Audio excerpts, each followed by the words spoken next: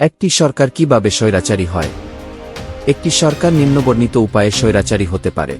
তার মধ্যে অন্যতম হল ক্ষমতার কেন্দ্রীকরণ, সমস্ত ক্ষমতা একজন ব্যক্তি বা একটি ছোট গোষ্ঠীর হাতে কেন্দ্রীভূত করা। গণতান্ত্রিক প্রতিষ্ঠান দুর্বল করা, নির্বাচন প্রক্রিয়া, আদালত, সংসদ ইত্যাদি প্রতিষ্ঠানের স্বাধীনতা খর্ব করা। মিডিয়া নিয়ন্ত্রণ, সংবাদ মাধ্যমের স্বাধীনতা সীমিত করা এবং সরকারি প্রচারণা বাড়ানো।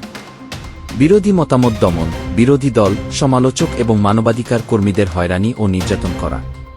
আইনের শাসন উপেক্ষা, সরকারের পছন্দমতো আইন প্রয়োগ করা বা না করা। সামরিক বাহিনীর ব্যবহার, নাগরিকদের নিয়ন্ত্রণে রাখতে সেনাবাহিনী ব্যবহার করা। অর্থনৈতিক নিয়ন্ত্রণ, ব্যক্তিগত সম্পত্তি অধিগ্রহণ এবং অর্থনীতি কঠোর নিয়ন্ত্রণে রাখা। জনগণের অধিকার সীমিত করা, বাক স্বাধীনতা, সমাবেশের অধিকার ইত্যাদি মৌলিক অধিকার খর্ব করা।